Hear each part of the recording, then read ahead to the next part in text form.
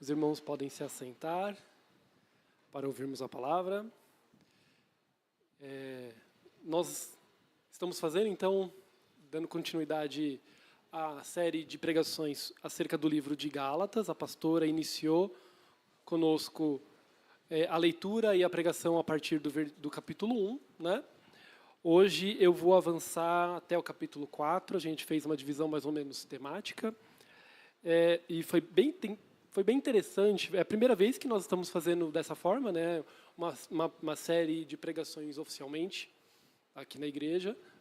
E normalmente a gente está acostumado a, quando está nosso nome lá na escala, com alguma antecedência, a gente se prepara, a gente estuda, a gente ora ao Senhor pedindo orientação. Deus, o que eu devo pregar, qual é o texto, né? Ou é algo que aconteceu com a igreja ou com a nossa sociedade recentemente, a gente entende que é importante trabalhar aquele assunto acerca à luz da palavra, e aí a gente vai buscando o texto. Então foi uma experiência interessante já ter o texto dado, e aí a gente se debruça, estuda, e vê o que o Senhor quer trazer naquele momento específico. Foi uma experiência bem interessante. A gente até estava conversando outro dia, acho que com os pastores, com mais alguém, será que talvez seja interessante, né? O pastor fez uma pequena reunião ministerial uma vez e trouxe essa ideia, alguém trouxe a ideia. Será que é interessante fixar os textos? Será que isso não vai limitar o Espírito? Nós somos pentecostais, né? Nós acreditamos que o Espírito Santo nos guia e está presente hoje e guia a palavra. E aí eu sempre falei, não, imagina, o Espírito Santo é livre, até porque dentro de um texto me coube 2 capítulos, 3 e o 4. E tecnicamente, em 2 capítulos, tem muito assunto para pregar, né? Aquilo que o Senhor quer falar, com certeza Ele traz, né? Mas eu não esperava ter uma experiência tão intensa no estudo desse texto. Eu estava estudando já há alguns dias e entendendo mais ou menos qual é a ideia por trás do que Paulo queria trazer aqui. Ao contrário de muitos textos que têm dezenas de assuntos, a carta de Gálatas, ela dá para pregar várias coisas, mas ela tem um assunto central muito bem definido, né? E eu admito que é um assunto do qual eu estava meio que fugindo, eu não queria falar um pouco sobre isso.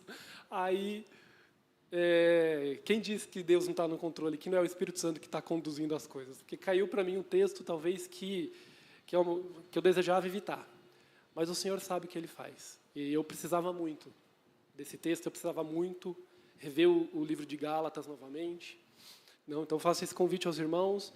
Nós lemos um pouquinho de Gálatas semana passada, vamos ler hoje, vamos até o fim do mês com Gálatas, mas os irmãos podem também se preparar, podem ler de antemão o texto, ora ao Senhor, tem essa experiência também, ora ao Senhor, o que o Senhor quer te revelar através do texto de Gálatas, o que Ele quer te iluminar, trazer para a sua vida, talvez seja aquilo que vai ser ministrado no domingo, e aí você vai ter um aprofundamento nesse assunto, talvez não, talvez Deus te revele ou te ilumine coisas na palavra para a sua vida, para o seu coração, que você está precisando, né? Deixe o Espírito agir na sua vida também, assim como Ele agiu na minha, e deixa a palavra te abençoar, deixa Jesus Cristo te abençoar por meio da sua palavra, amém? Nós vamos ler, principalmente Gálatas 3 e 4, você pode deixar aí aberto na sua Bíblia.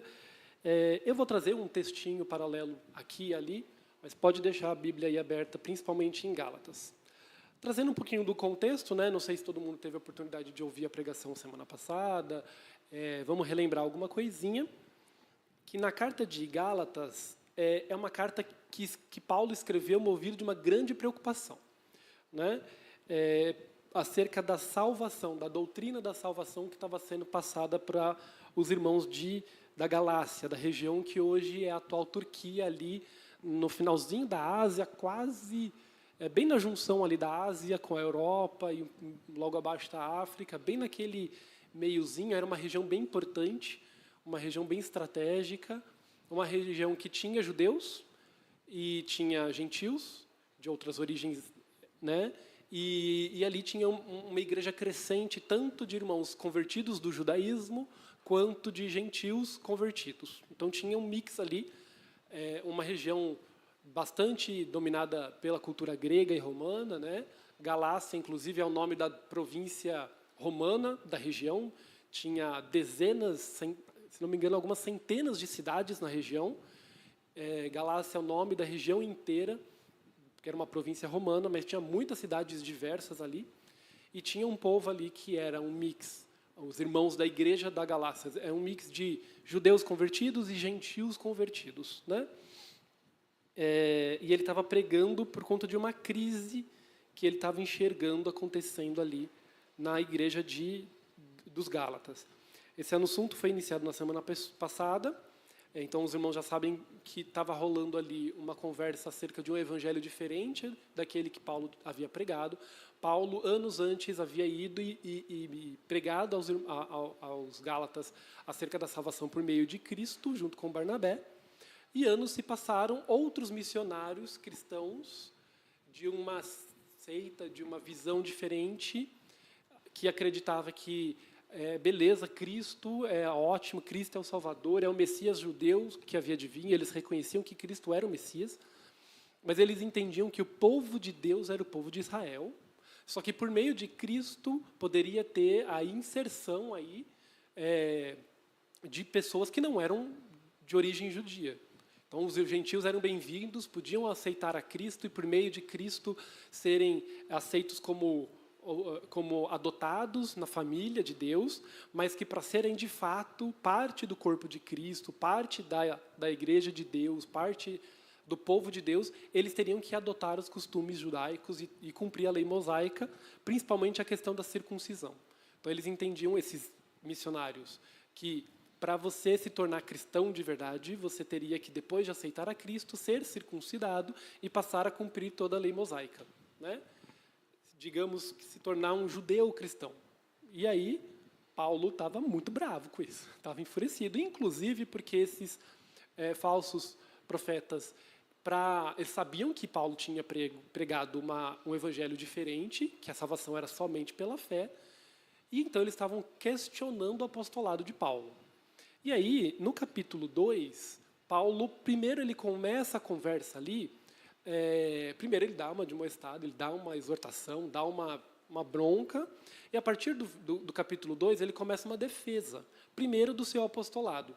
Então, estão falando que, para poder deslegitimar a mensagem de Paulo, eles estavam deslegitimando o apostolado de Paulo, falando que ele não era tão apóstolo quanto os outros de Jerusalém, porque ele não tinha convivido diretamente com Cristo, então ele não era apóstolo de verdade, e por isso a mensagem dele não estava tão correta. É o que eles estavam falando, né? E Paulo, nervosinho que inclusive, deve ter ficado bastante ofendido com isso. E aí ele começou uma defesa, né? E aí eu não vou ler com os irmãos o capítulo 2, vocês podem se aprofundar com ele em casa.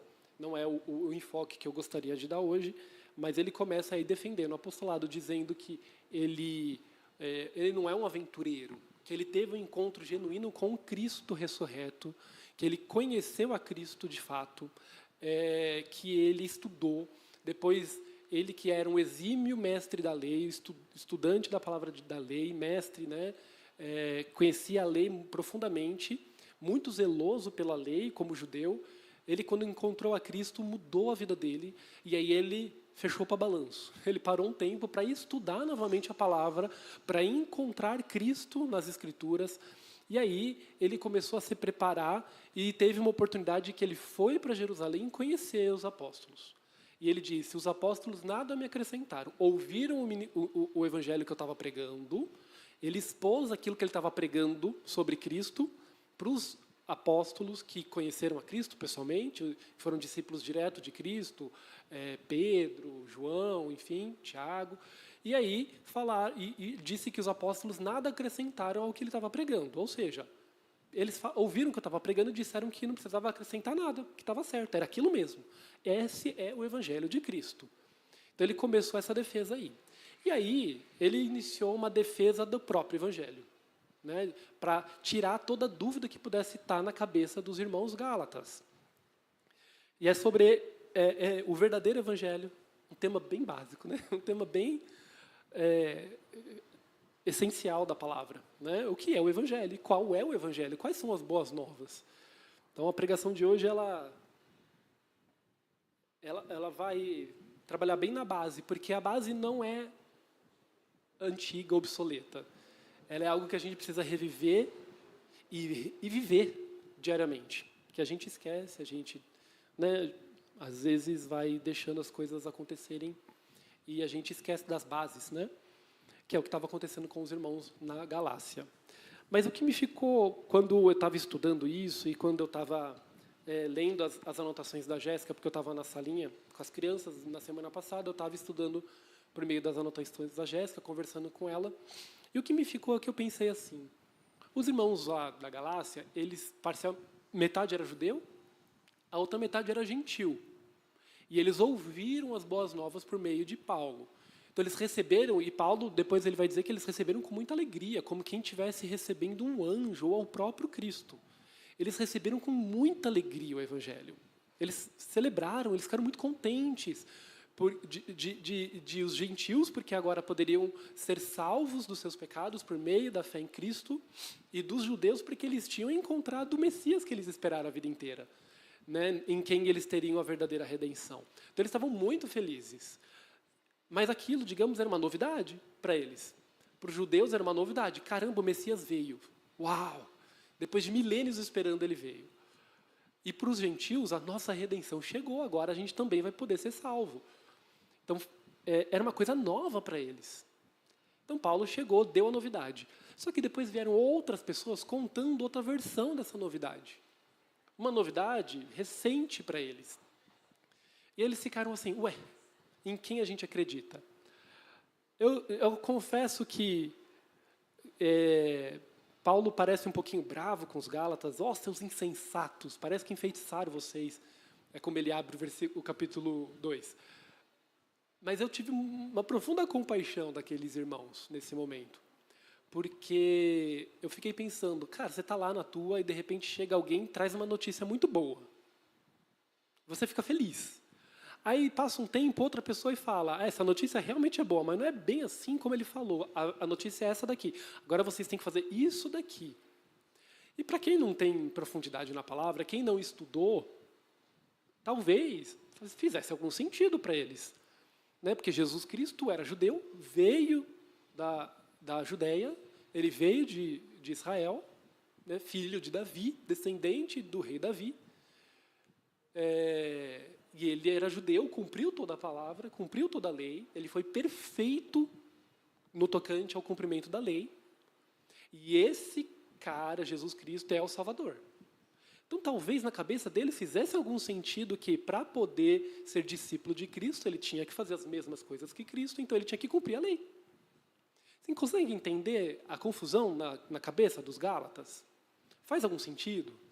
Porque parece para a gente tão absurdo, imagina, pode parecer, mas na cabeça deles era tudo muito novo. Né? E do ponto de vista ali do contexto, a forma como aquilo foi trazido por estes missionários, eu imagino que deve ter feito algum sentido, de forma que eles estavam, sim, alguns começando a praticar. Eu entendo que havia alguns gentios que estavam se circuncidando e começando a praticar a lei, mas Paulo deixa muito claro também que havia judeus, ele falou, vocês estão voltando a fazer as práticas antigas, as tradições, que não precisam mais fazer. Então, também tinha judeus que estavam voltando, tinham deixado algumas práticas que Cristo havia cumprido e estavam agora voltando. Então, Paulo pega esse contexto, né, para abordar. Acho que eu já abordei toda a introdução aqui.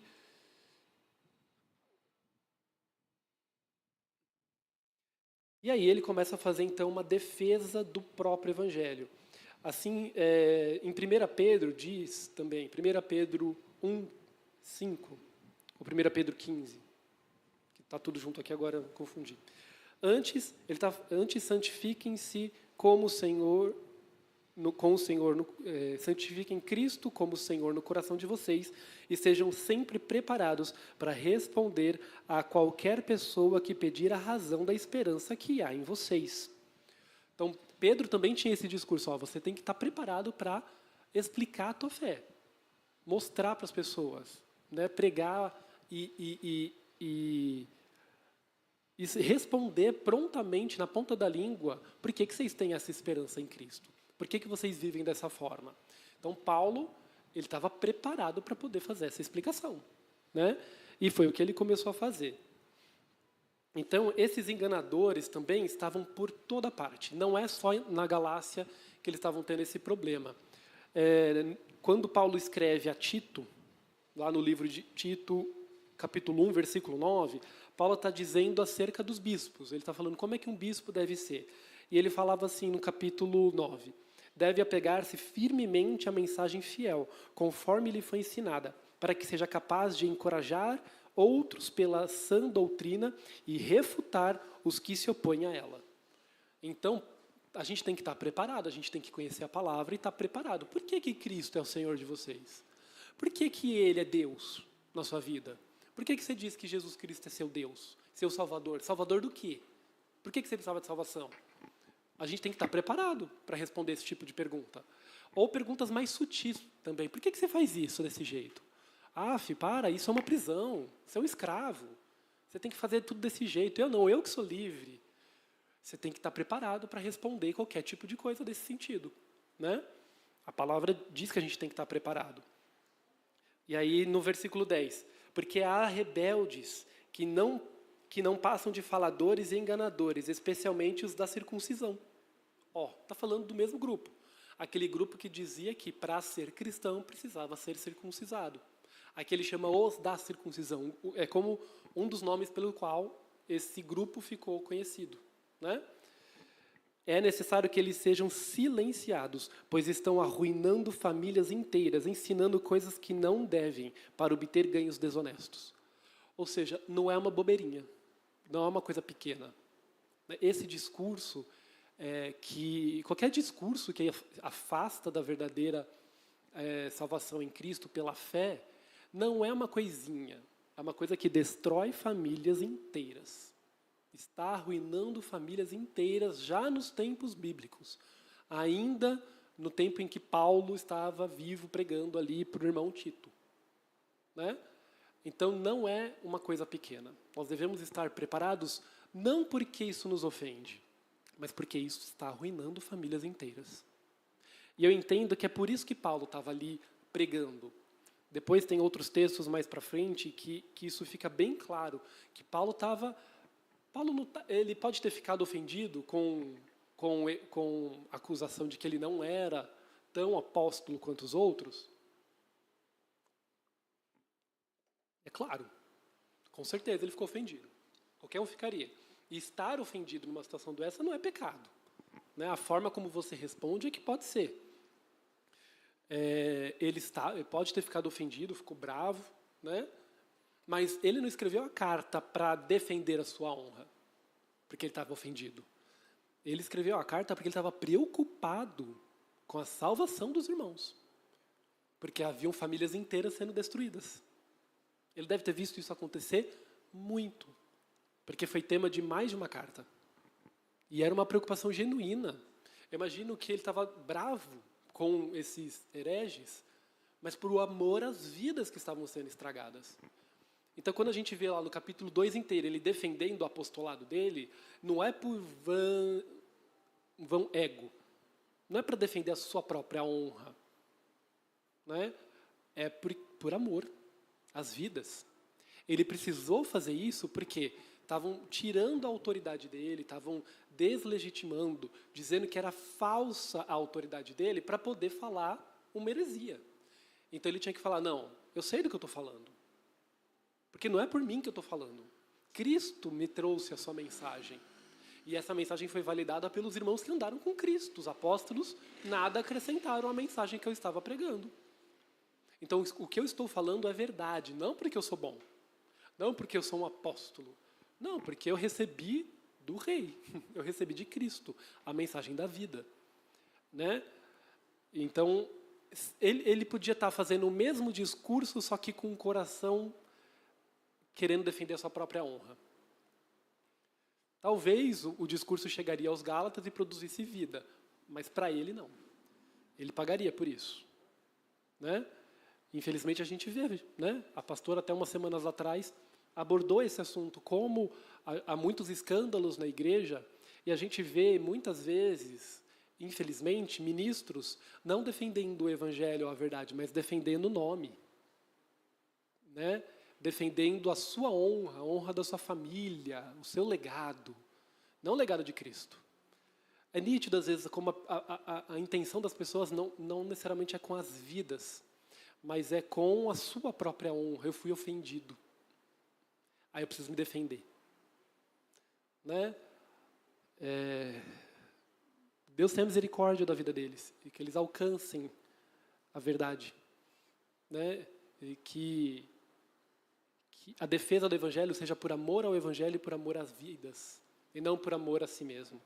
Pelo contrário, o amor a nós mesmos é a primeira coisa que a gente tem que abandonar, se a gente quer ser um verdadeiro ministro da palavra e abençoar vidas. Porque não é por nossa palavra que a gente vai abençoar, mas é pela palavra da verdade, que não é nossa.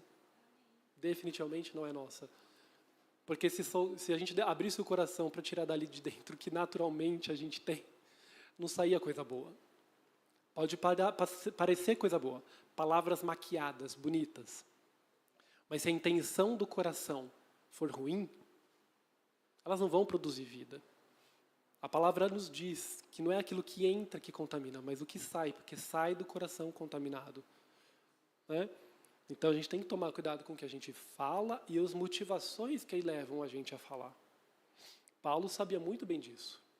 Daqui a pouquinho tem um trecho que foi um dos trechos que mais pegou porque bateu comigo, sabe? Então, aquele momento que você está estudando a palavra, está preparando a pregação, e você tem que parar. Por quê? Porque você está chorando, vai molhar a Bíblia, poxa. E aí, porque aquilo te confronta. Essa é a palavra. Então, é necessário silenciar essa voz que diz essas coisas heréticas. Mas o que é, então? Né? Vamos abordar, então, a heresia e a palavra verdadeira. A defesa da fé é algo que nós devemos fazer, não para não sermos humilhados, mas por amor às vidas. Dito isso, vamos nos ater à mensagem. Paulo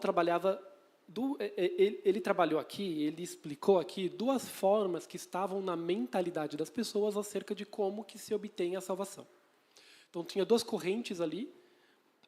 Uma corrente, que era a corrente dos hereges, dizia que haveria de que cumprir a lei, e que para cumprir a lei requer muito esforço, requer muita vigilância, requer muita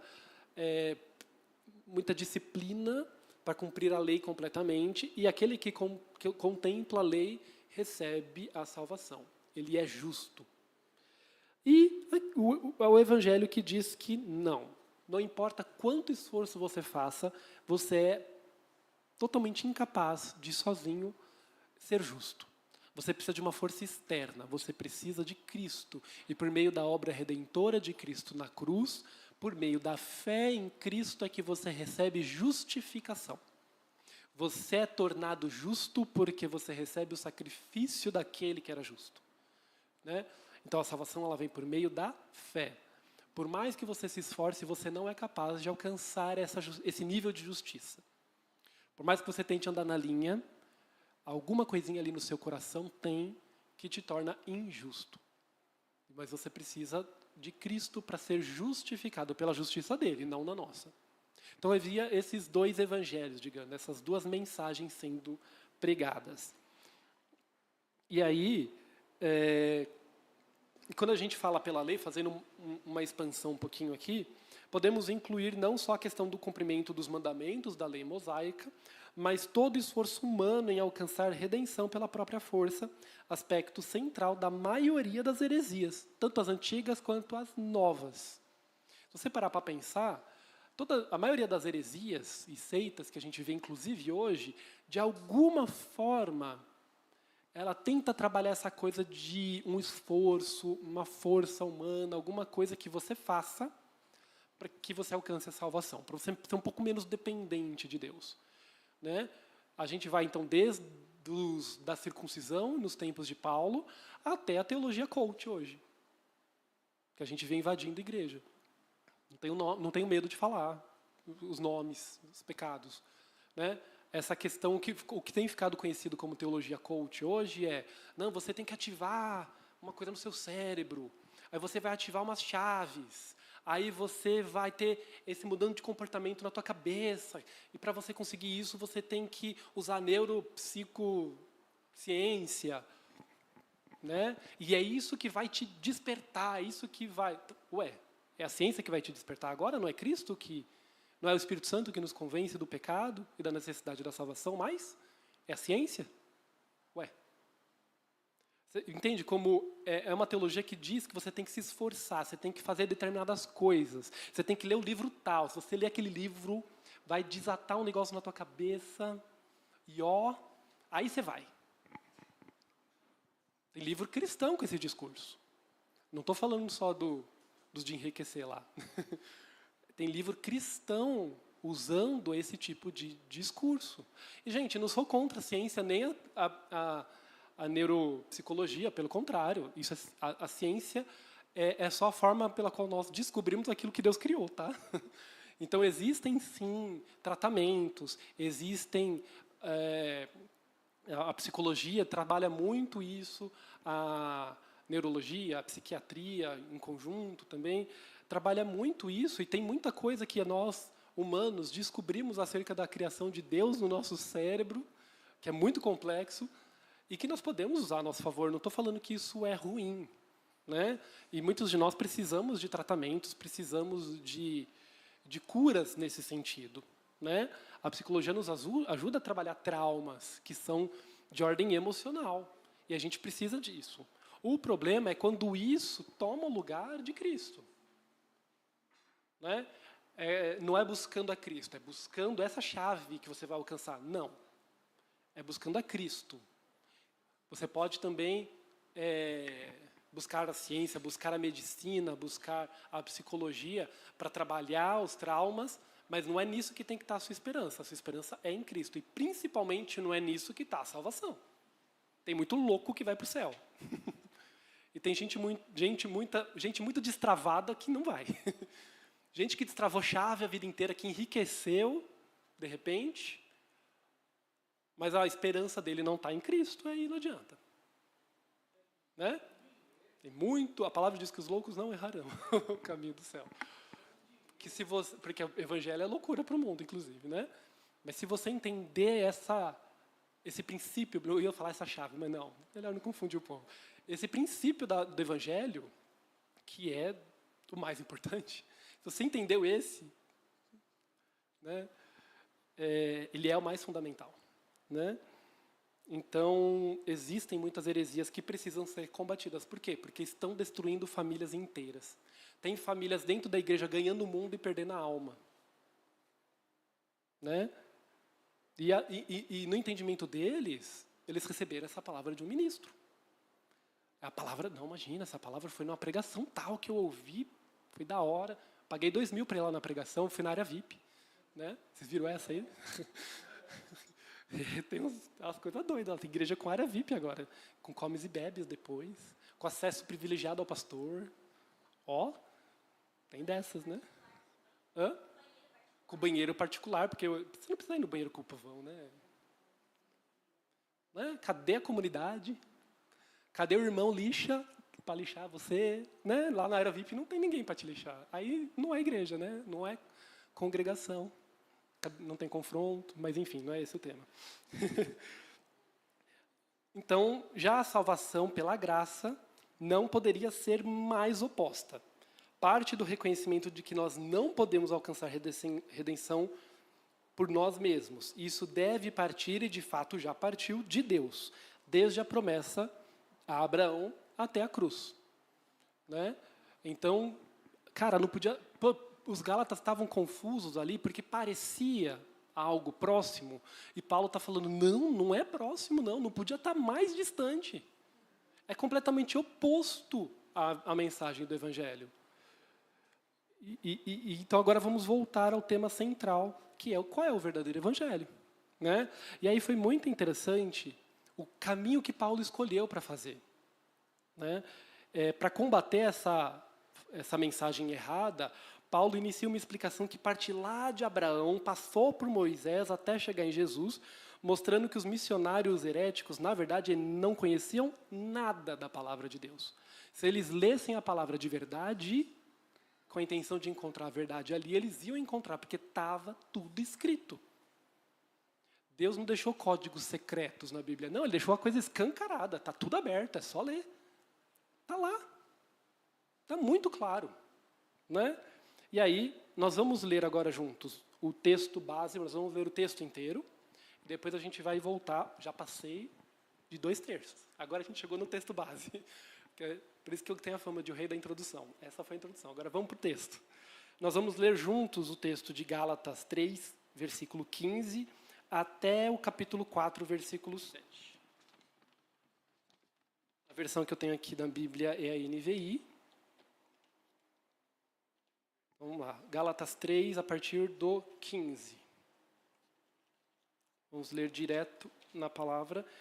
Irmãos, humanamente falando, ninguém pode anular um testamento, depois de ratificado, nem acrescentar-lhe algo. Assim também as promessas foram feitas a Abraão e ao seu descendente. A Escritura não diz, e aos seus descendentes. Talvez na sua palavra, na sua versão, está escrito a sua semente, né? Ou as suas sementes. Mas aqui a tradução da NVI deixou mais claro, ao seu descendente. Como se falando que por muitos, mas disse ao seu descendente, dando a entender que se trata de um só, isto é, Cristo. Cara, ele foi lá em Abraão e ele releu Abraão mediante a revelação de Cristo. Falou, olha, quando Deus falou, vou abençoar a sua descendência, a sua semente, o seu descendente, olha, é singular. Não é os seus descendentes. Abraão teria descendentes incontáveis como os grãos de areia, as estrelas do céu, ok. Mas ele disse que, ele falou de um descendente no qual ia se cumprir a promessa. E Paulo falou, é Cristo. Estava escrito lá, o descendente, no singular, é Cristo. Mas ele vai além. Ele diz, quero dizer, a lei que veio 430 anos depois, não anula a aliança previamente estabelecida por Deus, de modo que venha a invalidar a promessa. Pois, se a herança depende da lei, já não depende da promessa. Deus, porém, concedeu gratuitamente a Abraão mediante promessa.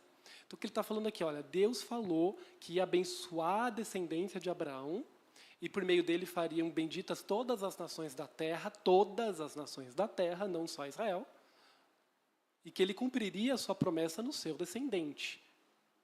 Ele não disse, cumprirei a minha promessa no descendente que cumprir a lei. Não tinha lei. A lei veio 430 anos depois, por meio de Moisés.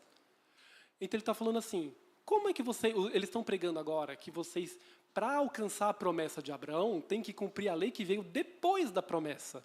Vocês entendem como não faz sentido? Olha como... Mano, Paulo era maravilhoso, porque ele usou de lógica. Ele não fez apelos emocionais. Ele não fez... Ele não apelou. Ele, olha, vamos ver o que está escrito? Vamos pensar racionalmente? E é interessante porque Paulo era muito erudito. Ele era muito expert na lei. Muito zeloso quando ele era judeu, da linha dos fariseus. Ele era muito conhecedor do texto. Então ele poderia fazer, de fato, em alguns contextos ele fez, uma explicação muito erudita. Mas aqui ele escolheu um caminho um pouco diferente. Pode parecer um pouco complicado para a gente, às vezes, o texto, mas o que ele escolheu falar aqui? Do comum, do bom senso. Falou, gente, vamos pensar, vamos ter bom senso? Se ele deu a promessa antes da lei, como é que a promessa só pode ser cumprida mediante a lei? É uma questão temporal, uma questão simples. E ele não para por aí, ele vai dando outros exemplos muito comuns para o dia a dia das pessoas. Olha que interessante, ele, com todo o seu conhecimento erudito, ele simplificou e trouxe os exemplos, alegorias, para o povo entender na língua deles. Né? Ele continua dizendo, qual era então o propósito da lei? Foi acrescentada por causa das transgressões, até que viesse o descendente, a quem se referia a promessa, e foi promulgada por meio de anjos, pela mão de um mediador. Contudo, o mediador representa mais de um, Deus, porém, é um. Então, a lei opõe-se à promessa de Deus? De maneira nenhuma, Pois se tivesse tido dada uma lei que pudesse conceder vida, certamente a justiça viria pela lei. Mas a Escritura encerrou tudo debaixo do pecado, a fim de que a promessa que é dada pela fé em Jesus Cristo fosse dada aos que creem. Antes que viesse essa fé, estávamos sob custódia da lei, nela encerrados, até que a fé que haveria de vir fosse revelada. Assim a lei foi o nosso tutor até Cristo, para que fôssemos justificados pela fé. Agora, porém, tendo chegado a nossa fé, não estamos mais sob o controle de um tutor. Todos vocês são filhos de Deus, mediante a fé em Cristo Jesus. Pois os que em Cristo foram batizados, de Cristo se revestiram. Não há judeu, não há grego, nem escravo, nem livre, homem, mulher, pois todos são um em Cristo Jesus. E se vocês são de Cristo, são descendência de Abraão e herdeiros segundo a promessa. Digo, porém, que enquanto o herdeiro é menor de idade, em nada difere de um escravo, embora seja dono de tudo. No entanto, ele está sujeito a guardiões e administradores até o tempo determinado por seu pai. Assim também nós, quando éramos menores, estávamos escravizados por princípios elementares deste mundo. Mas quando chegou a plenitude do tempo, Deus enviou seu Filho, nascido de mulher, nascido debaixo da lei, a fim de redimir os que estavam sob a lei, para que recebêssemos a adoção de filhos. E porque vocês são filhos, Deus enviou o Espírito do seu Filho ao coração de vocês. E ele clama, Abba, Pai. Assim você já não é mais escravo, mas filho. E por ser filho, Deus também o tornou herdeiro.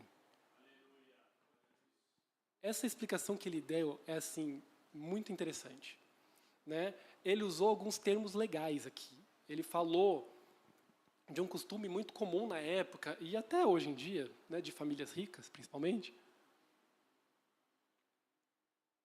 que família que tinha escravo, que tinha servo, não era exatamente a família mais pobrezinha. A família mais pobrezinha virava servo, né?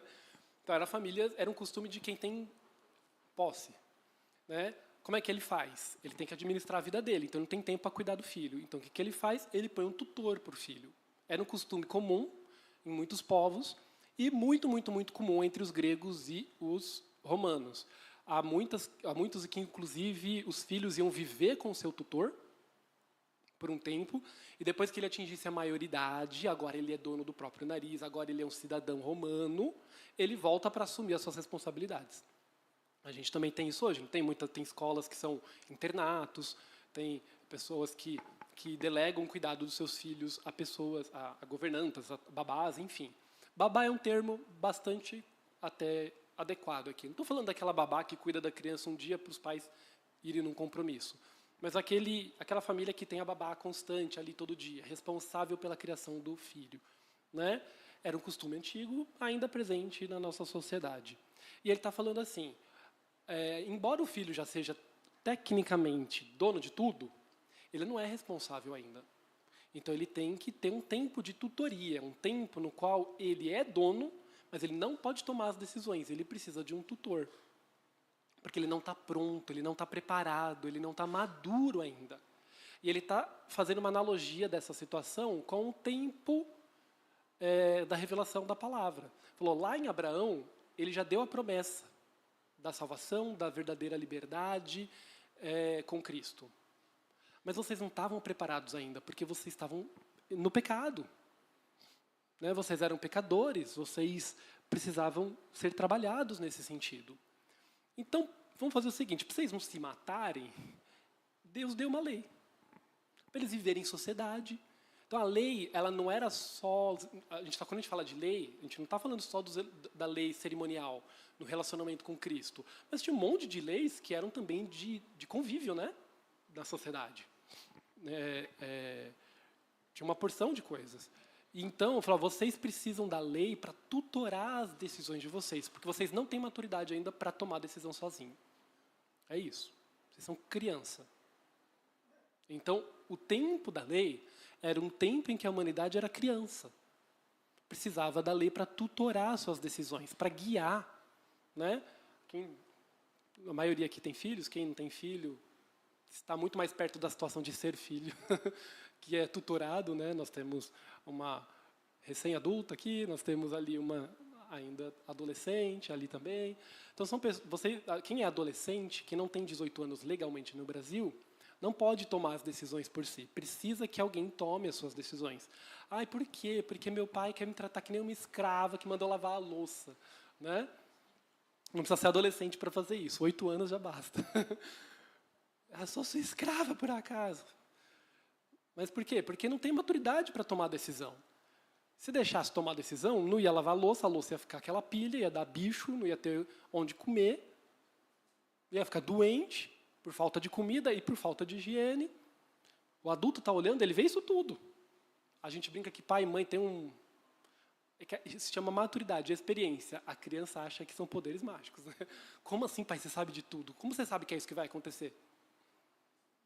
Porque a gente já sabe que se você não lavar, a coisa vai dar bicho. Aí, se não lava, não vai dar no dia seguinte um calor desse. O que acontece no dia seguinte? Está cheio de verme. Né? Não leva o lixo para fora, deixa ele no sol um dia desse. O que está no dia seguinte? A criança não sabe disso, o adulto sabe. Então o adulto fala, você precisa fazer exatamente o que eu estou te dizendo agora. Acredite, vai dar certo. A lei era isso. Era Deus, o adulto da relação, falando, criança, faz assim, que é melhor para você. Né? Mas ele falou, agora vocês já conhecem a verdade. Vocês são adultos agora. E agora, passou o tempo da tutoria. Não faz mais sentido vocês terem que ser completamente guiados por essa estrutura, porque agora vocês já têm capacidade por decidir. Então não faz sentido mais viver todo daquele jeito. Isso exime você de ter que tomar decisões, inclusive. Dá para fazer um paralelo com o adulto que não quer tomar decisão. Eu amo piadinha da geração Z. Desculpa, geração Z aí. Mas como bom milenial que sou, eu amo piadinha da geração Z que levou o pai e a mãe na entrevista do emprego, sabe, essas coisas. Acho o máximo, acho muito engraçado. É triste, mas é engraçado. Tem gente que não cresceu. Imagina, você vai fazer uma entrevista de emprego e você leva a tua mãe. Porque se eu ficar muito estressado, ela me ajuda. Oi? Quantos anos você tem? 25. Oi? Você dá mãe numa entrevista? Eu sou professor universitário, gente. Eu fico louco. Tem muita coisa que me irrita no meu trabalho, mas, cara, se tem uma coisa, é quando vai conversar com um aluno, o aluno que tem 25 anos, e aí ele fala, não, eu vou trazer minha mãe para conversar com o senhor. Pelo amor de Deus. Eu costumo dizer que tem muitas crianças lá que eu dou aula, que eu sou o primeiro a dizer não, na vida dela. Tem 25 anos. Aí eu digo, não vou ajustar o teu 4 para 7. Aff, que maldade, coração de pedra. Você vai me reprovar, vai acabar com a minha vida. Eu falei, eu não dei essa nota, você que tirou. É diferente. Né? Mas sabe o quê? Criança que ainda quer que o pai tome a decisão por tudo, não quer assumir a responsabilidade. É esse o contexto aqui. Aí, eu estava estudando, tem uma coleção de um meu Deus, esqueci a palavra. Teólogo. Chamado N.T. Wright, que chama a coleção Paulo para Todos. Ele dá uma explicada bem legal, assim, bem ampla, né, sobre os livros de Paulo. Aí tem um dos livrinhos que é sobre Gálatas e Tessalonicenses, são Filipenses. E ele dá numa frasezinha só, ele tem um insight que eu falei, legal, isso aqui, vou pegar, porque eu acho que dá para expandir para o nosso contexto pós-pandemia. Ele falou que o tempo da lei era como se fosse uma quarentena. A humanidade estava doente. A doença era o pecado. Mas a humanidade não tinha ainda a maturidade para entender, para receber Cristo, a verdade. Então precisava de uma quarentena, um tempo de algum controle, até que a plenitude dos tempos chegasse, e aí poderia ser experimentada novamente a verdadeira liberdade. E isso a gente entende, né? Daí eu faço um paralelo baseado ali nesse insight que o Wright teve, que eu achei bem interessante. Vamos pegar nesse contexto da pandemia mesmo. Quando estourou a pandemia, a gente não sabia nada desse vírus, coronavírus. A gente não sabia nada. Só sabia que ele era um vírus, que ele causava um problema respiratório importante que estava matando pessoas. E aí a gente não tinha remédio, a gente não tinha vacina, Aí os cientistas começaram a trabalhar em cima disso, começaram a testar várias drogas, começaram a testar vacinas. E assim, eles falaram assim, é um vírus que a gente já conhece, de uma família que a gente já conhece, a gente vai conseguir trabalhar uma vacina. Só que vai demorar um tempinho. Uma vacina demora 5 a 10 anos para ficar pronta. Eles falaram, se a gente acelerar muito, se a gente pegar uma vacina já existente e tentar adaptar, talvez em 1 ano a gente consiga alguma coisa. Mas em 1 ano, a gente precisa de 1 ano. O que a gente vai fazer? Vida que segue. Vida que segue, para quem, né? Muitas vidas não seguiram. Então, a gente precisou ter medidas de controle, que ficou conhecida como período de pandemia ou de quarentena, que não durou 40 dias, infelizmente. O que precisou fazer? Primeiro, fecha tudo. A doença está se espalhando muito rápido, e quanto mais a doença circular, vai ter mutações no vírus, o vírus vai ficar mais louco, e a gente não vai ter controle nenhum. Então, para ter algum controle, primeiro fecha os portos, aeroportos, fecha a circulação. E, quando precisar circular, por necessidade, seja por um trabalho, por buscar saúde, por um alimento, use máscara, mantenha distanciamento, use álcool em gel o tempo todo nas mãos. Né? A gente lavava até a compra, lembra? Tem que ter alguns cuidados, uma série de regras, uma série de leis, inclusive. Né? Teve até a lei da máscara, que virou lei estadual mesmo. Era a obrigatoriedade de usar máscara em qualquer ambiente público. Quando a gente teve um retorno parcial às atividades, a gente começou o culto, a gente fez o quê? Um rodízio. A gente separou, seguiu a cartilha lá das recomendações, separou os assentos com 2, 3 metros de distância, vinha metade da igreja no domingo seguinte vinha a outra metade. A gente começou a ter regras para poder viver. Por quê? Porque se a gente não tivesse regra nenhuma, metade de quem está aqui dentro não estava aqui dentro hoje. Era simples. Que absurdo isso. Eu acho isso uma besteira. Eu vou seguir a vida, não tem que fazer nada. Eu vou ser contrário às regras. Amigo, você não tem maturidade para decidir isso. As autoridades sanitárias, que estudam muito isso, entendem que essa é a melhor forma de combater agora. Mas eu não acho. Muita gente que não achou, não está aqui para contar a história, né? A gente vê o que aconteceu, por exemplo, em alguns municípios como Manaus. Foi uma catástrofe. Uma catástrofe. Não tinha gente suficiente para declarar atestado de óbito. As pessoas estavam morrendo em casa porque os hospitais estavam lotados. Uma catástrofe. Porque abriu antes da hora. No momento errado. Deixou algumas pessoas fazerem o que queriam. Era um momento que a gente precisou dessa tutoria. A gente precisou de uma regra para conviver. Né? Para continuar vivo. Para continuar avançando. Mas aí, graças a Deus que deu inteligência, vieram as vacinas, o vírus abrandou, porque ele foi fazendo mutações que deixaram ele menos agressivo. E aí, nós começamos a viver um novo tempo. Nós recebemos a vacina e hoje nós vivemos numa situação que nós temos contato com o coronavírus? Temos, muito provavelmente. Em menor grau, porque ele circula menos, mas é muito provável que a gente tenha, de tempos em tempos, contato com alguém com o vírus. A gente adoece? Não, porque tomamos vacinas, porque pegamos a doença previamente e isso criou imunidade, porque o vírus está menos feroz também, né? Digamos, usando termos simples. E aí agora, precisamos usar máscara? Não precisamos usar máscara. Precisamos fazer restrição de número de pessoas aqui dentro? Não precisamos. Podemos fazer festa? Podemos. Ó, que delícia. Então, faria sentido agora eu insistir na regra de usar máscara? Faz sentido? Falar, gente, a partir da semana que vem, todo mundo tem que vir de máscara. Por quê? Porque eu acho que é melhor assim, porque por via das dúvidas. Faz sentido? Não soaria ridículo? Não, a partir da semana que vem só vem metade. A outra metade fica em casa. A gente vai fazer um rodízio. Ok? Tem que vir de máscara, distanciamento, não pode abraçar e nem beijar. Não pode. Faz sentido falar isso agora? Se eu baixasse uma regra, se o pastor e a pastora, autoridades aqui na igreja, baixassem essa regra, vocês vão ler e falar, eles estão loucos? É o que o Paulo estava tentando dizer. Agora não faz mais sentido usar máscara, não faz mais sentido ter restrição de circulação. Por quê? Porque agora nós temos o remédio para aquela doença. Não é exatamente remédio, nós temos meios de controlar aquela doença. Nós não precisamos mais tomar aqueles cuidados, todos. Né? Se você está com máscara, está matando alguém? Não, não está. Faz mal? Não faz mal. Né? Então, você olhar para a Bíblia, para o Antigo Testamento, para as leis, com o objetivo de entender por que Deus deu essa regra aqui. Porque a lei é ruim? Não, a lei é boa. A lei, ela foi feita para o bem das pessoas. Então, você tem alguns princípios, olhar ali para a lei, e falar, olha, é interessante isso daqui. Será que isso não pode apontar para um princípio X? Não, né? O princípio sabático é um exemplo ótimo. É um princípio que ainda é válido.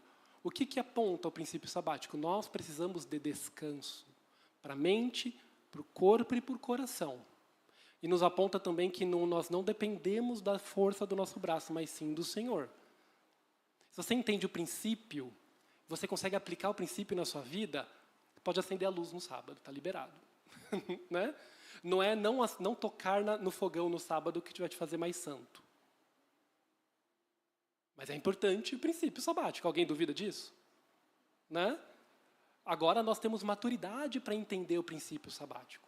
Nós temos maturidade para entender a lei, extrair dela a sua essência, o bem que Deus faz, trazer isso para a nossa vida, sem precisar ficar praticando rigorosamente cada item.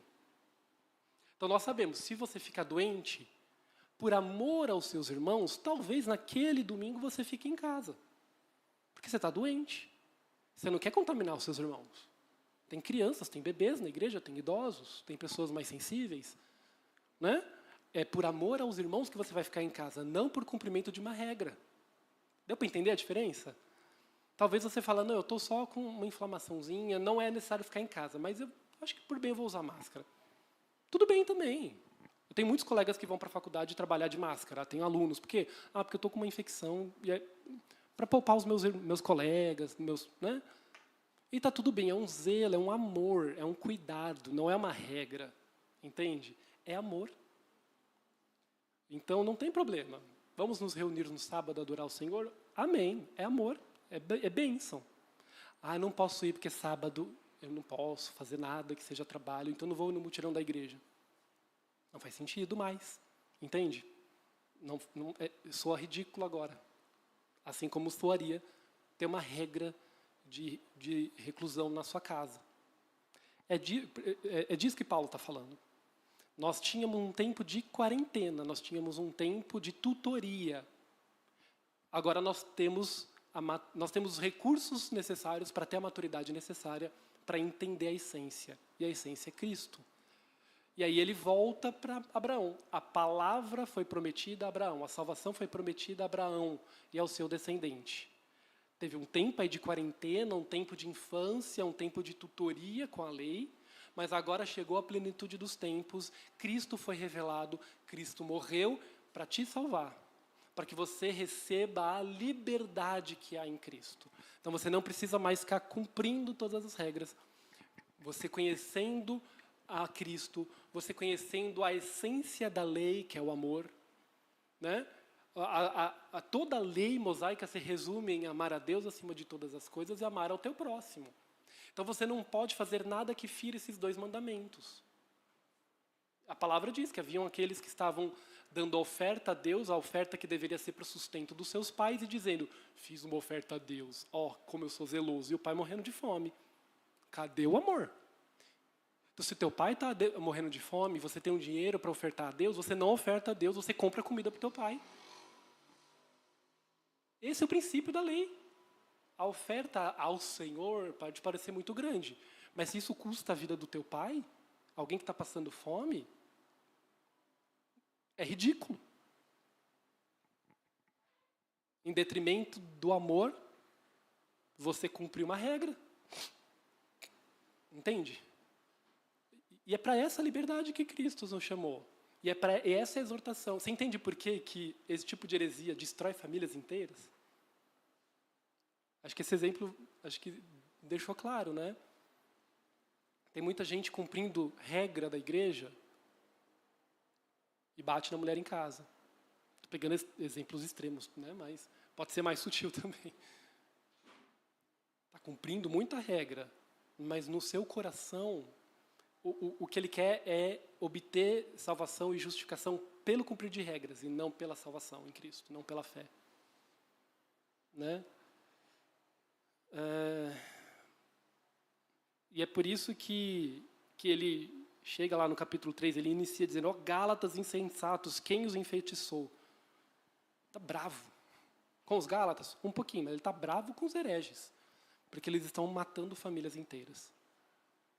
E é algo que a gente tem que tomar muito cuidado, irmãos. Como eu disse, aqui, Paulo está combatendo uma heresia que dizia que precisa cumprir a regra, a lei, para poder ser cristão.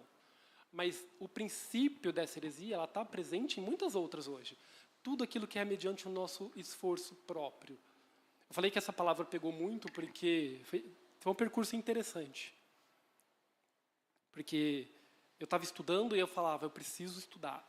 Eu estou estudando muito, graças a Deus, eu tenho acessado cursos, acessado livros, acessado estudos muito antigos, às vezes, e tem sido muito bênção para a minha vida.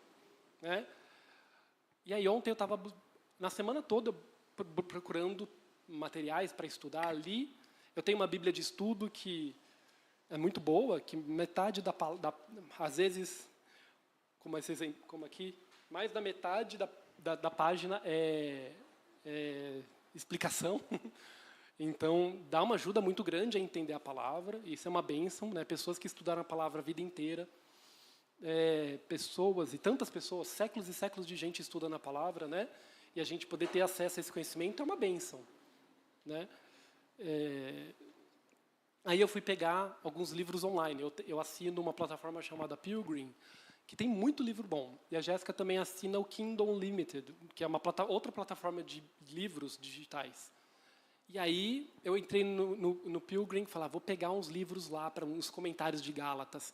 E aí eles mudaram o formato lá, e agora tem 2 planos, e para acessar os livros que eu queria era só no plano Plus.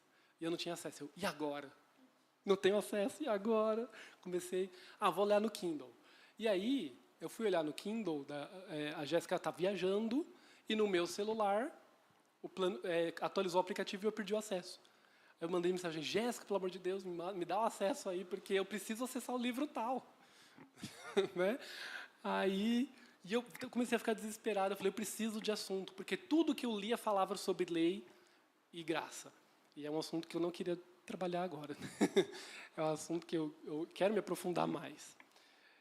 Eu tenho, para mim, que eu fui muito cumpridor de lei. Né? O povo que gosta quando a gente abre o coração e confessa o pecado. Né? Eu entendo que, por uma boa parte da minha vida, eu me preocupei muito em cumprir regras, em detrimento do amor. Né? E o Senhor tem me mostrado isso e tem me quebrantado nesse sentido. Graças a Deus. Não é gostoso. Às vezes a gente passa um sábado inteiro chorando. Né? Às vezes a gente chora porque a gente se dá conta que quão miserável a gente é. A gente olha para trás e fala, eu matei pessoas. Eu posso ter ofendido, eu posso ter feito mal pelo meu zelo. E não é uma sensação gostosa. Né? É uma sensação de humilhação, é uma sensação de dor ter feito mal. Em nome de um zelo por uma palavra que era um evangelho falso. Né? Infelizmente, nós convivemos com muitos grupos em que isso era muito forte também. Né?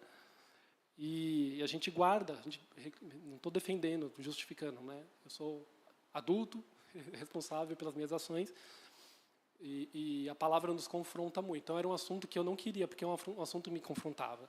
Mas todo o material que eu lia, Gálatas fala disso, é o assunto central de Gálatas. Você quer falar de outro assunto, você tem que escolher outro livro. Porque no livro de Gálatas, o assunto é a lei e a graça. Não tem para onde fugir. E aí ontem, por volta das 5 da tarde, com o Levi dormindo, eu parei de lutar e falei, é isso que você quer que fala, Deus? Tá bom, então vamos lá. Eu parei de lutar contra Deus e falei, tá bom, é isso que a gente vai trabalhar então. E aí, Deus foi falando um monte de coisa, eu parei de ler os outros materiais e fiquei lendo a Bíblia mesmo. Por isso que eu brinco, às vezes eu estou estudando e aí muito do material que eu acesso é material de gente mais tradicional, muitas vezes, que produziu mais ensino, que é uma bênção, né? É uma boa fonte também. Mas eu brinco com a Jéssica, às vezes eu lembro que eu sou pentecostal, E aí eu oro ao Espírito Santo. Né? Tem que lembrar que né? E aí eu parei de olhar os livros, deixei o Kindle de lado, parei de ler os rodapés e fui buscar no Espírito mesmo, né? E aí ele foi apontando para um monte de coisa, doeu pra caramba, mas ele também deu as suas, ele também manifestou a sua graça para mim também. Deus tem um jeito lindo de fazer as coisas, irmãos. Ele abre a ferida que está cheia de pus, porque ele quer curar a ferida. Às vezes a gente quer cobrir a ferida, que está doendo, a gente quer pôr um band-aid, mas a ferida está lá, cheia de pus, cheia de bactéria. Cobrir não vai adiantar, vai piorar. Sabe aquela pessoa que quer dar uma maquiada? Ou cobrir a espinha com um reboco aqui. Né? Não adianta, amigo. Vai entupir os poros, vai piorar a sua situação. Tem que tratar. Deus abre a ferida. E muitas vezes sem anestesia. Porque às vezes é o melhor jeito. A gente tem que confiar em Deus. E aí tem aquele percurso. Eu falei, não sei o quão de testemunho vai ser a minha pregação. Eu não sou muito adepto das pregações de testemunho. Mas o que Deus fez foi muito lindo. Porque aí o Levi acordou. Aí ele me chama, ô mãe. Porque o Levi chama todo mundo de mãe. É adulto, é a mãe. Ô mãe, oi filho. Um dia ele vai falar, ele sabe que é seu pai. Aí eu cheguei no quarto, aí ele deu um sorriso tão gostoso, me abraçou. Eu falei, olha a graça de Deus. O cara que era um baita pecador, fez um monte de besteira na vida, estava falando com o Danilo, nós que somos aí homens na faixa dos 40, falou, não troco o Marcel de 40 pelo Marcel de 20. O Marcel de 20 era um babaca. Estava perdido no mundo, fazendo um monte de coisa errada. O Marcel de 20, o Marcel de 40 é muito melhor que o Marcel de 20. E não é pela minha força física ou força no meu braço, é por Deus, é por Cristo. Porque pela graça de Deus, hoje eu tenho uma família e eu, Levi, ele é muita graça de Deus na minha vida. E ele me abraçou, me deu um beijo tão gostoso. E aí eu deitei do lado dele na cama e chorei. Aí eu falei, com o Levi acordado eu não vou conseguir terminar a pregação. Eu tinha acabado de tomar a decisão, eu não tinha uma linha escrita ainda. 5 da tarde ontem. E aí, falei, vou assistir um filme com o Levi, vou curtir o meu menino, meus últimos dias de férias, vou beijar muito o queixinho dele, fazer cócega. Fui para a sala e brinquei com ele, aí eu fui assistir um filme, mano, que filme. Me pegou também de um jeito. Chorei pra caramba no filme. Né? E aí eu chorava, o Levi olhava para mim, tipo, tá tudo bem aí, pai? Aí Deus usa o Levi, ele olha e fala, passava a mão em mim, me dava um beijo. Cara, que coisa linda. A graça de Deus vindo ali sendo manifestada por meio do meu filho. Eu podendo ver, não porque eu creio que o Espírito Santo pode sim ter tocado o Levi e impelir ele a fazer algo assim, mas o Levi podia estar só agindo como um filho amoroso que ele é, porque Deus planeja as coisas para ser assim. O amor é assim. Se o filho te ama, ele vai te beijar. Ele não precisa do empurrão do Espírito Santo. Ele vai te beijar porque ele te ama. E aquele beijo, aí do nada, eu chorando, o Levi olha para mim, aí ele rachava de rir, eu chorando. Aí do nada ele pega o meu rosto e me dá um beijo. Tipo, cara, é para desconcertar o pai mesmo, né, que já estava todo quebrantado. Mandando mensagem para a Jéssica, ela me ligou, eu falei, amor, eu tô só o pó. Sabe, o pó do vaso que quebrou, ruim? Eu tô só o pó do vaso ruim, do vaso sem honra. Deus me deixou só o pozinho hoje, para ver se ele consegue jogar uma aguinha da palavra, uma aguinha do Espírito Santo e fazer algo bom ali. Né? Porque é só pela graça, irmãos. Eu estou de pé aqui hoje pela graça. Cheguei a ter momentos que falei, eu não vou pregar. Vou passar a palavra para alguém. Hoje eu não estou legal para pregar isso aqui. Tá? Deus está trabalhando muito comigo. Aí o pastor passou o dia no hospital. Eu falei, acho que eu vou pregar então. Né? Acho que não é o momento de passar a bola. Estou entendendo que Deus me quebrantou e Ele sabe o que está fazendo. Ele quer isso para hoje. Deus sabia o que está fazendo. Na minha vida, na sua vida. E essa é a graça de Deus. Confia, irmãos. Confia. Acabou o filme, o Levi falou, música? Botei música. Qual é a primeira música que começa a tocar? Eu entro no flow. Eu clico no YouTube, a primeira coisa que aparece, o YouTube é convertido, o meu está bem treinado, o algoritmo, só aparece as mesmas coisas sempre. Cliquei, Projeto Sola, Confiança, o nome da música. Chorei mais 5 minutos ouvindo aquela música, largado no sofá. Quem conhece Projeto Sola, essa música é uma pancada. É maravilhosa. É uma das minhas músicas favoritas deles. Assim, me pegou de jeito, eu chorei. Aí eu falei, e agora? Como é que eu vou preparar essa pregação? Quando? De madrugada, claro, né? Aí eu pus o Levi para dormir, levei para a cama às 8, demorou, 9 horas ele dormiu, ufa. Pus ele na cama, falei, agora eu vou pegar o negócio. Fui ler o texto, terminei. Fui olhar o relógio, 9h35. Eu falei, caramba, olha a graça de Deus. Ainda deu tempo de lavar a louça e ver outro filme. De ligar para a Jéssica para a gente orar. Assim, só faltava eu confiar. Só faltava eu abrir mão do meu eu, dos meus medos, do meu medo de humilhação e falar, é isso que você quer que fala, Deus? Tá bom. O que você quer falar amanhã? E aí eu consegui finalizar aquilo em 35 minutos. 3 semanas estudando Paulo, Gálatas, fugindo do tema. E pela graça do Senhor, Ele me iluminou a sua palavra assim, de um jeito que abençoou muito a minha vida. Eu espero que tenha abençoado a vida dos irmãos também. Eu ia ler Gálatas 4, de 8 a 20, tinha um monte de coisa ainda para ler, mas eu creio que está no horário, então só vou finalizar com Gálatas 5:1, que é já assunto, tecnicamente, da próxima pregação. Já é o capítulo 5, então leia o capítulo 5, que vai ser assunto da semana que vem. Mas ele começa, é um assunto que vai continuando, né? Eu acho que nesse versículo ele termina o que ele estava falando. Permaneçam firmes na liberdade para a qual Cristo nos libertou e não se submetam novamente a um jugo de escravidão. É isso. O capítulo 4 ele vai falar do paralelo da escravidão, né? De quanto aquele filho que tem um tutor, na verdade, ele é praticamente um escravo. Ele não tem diferença no escravo. Ele não pode tomar decisão, ele não toma conta da sua própria vida, ele tem que obedecer tudo. Então, o filho ele é muito semelhante a um escravo. Mas quando ele atinge a maioridade e ele agora é responsável por si, não faz mais sentido se colocar neste lugar de escravo, de quem não pode tomar decisões. Vou te contar um negócio. Você é adulto, tá? Você é gente grande agora. Mesmo as meninas que não têm maior idade legal no Brasil são batizadas, certo? A Sara é batizada? Duda é batizada também. Se você é batizada, significa que você, por sua conta, escolheu a Cristo. Você entendeu que Cristo é a verdade e a vida, e por meio da fé em Cristo é que você obtém a vida. Quando você foi batizada, você disse para o mundo que você está preparada para viver a sua vida com Cristo para valer. Então, mesmo não tendo 18 anos, você espiritualmente é maior de idade. Você conheceu a Cristo. Não se submeta novamente à escravidão. Não deixe se submeter à escravidão. Porque foi para a liberdade que Cristo te libertou. É para viver em Cristo, na liberdade de Cristo. Isso não é licença para pecar, né? A liberdade, verdadeira liberdade, em Cristo. Amém? Então é essa palavra que eu queria ministrar aos irmãos. Que Deus abençoe na semana. Enquanto vocês forem estudar Gálatas novamente, se preparar para domingo que vem com o estudo de Gálatas 5. Se prepare, irmãos, porque eu creio que esse tempo de estudo da palavra seriado, Deus vai trabalhar bastante nas nossas vidas. Deus já trabalhou muito na minha.